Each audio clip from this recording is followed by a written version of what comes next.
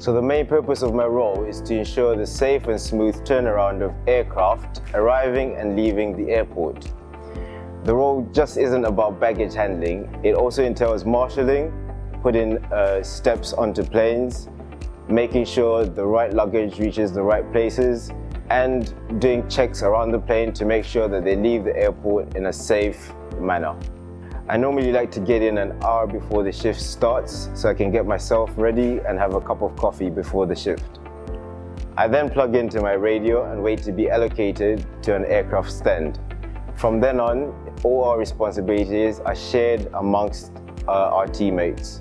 This could see us marshalling, chocking airplanes, putting safety cones around airplanes as they've landed, and connecting ground power to aircraft. So the skills that you need for this role are to be proactive, coordinated, and attentive. You have to be really safety conscious and rely on your teammates as they will rely on you.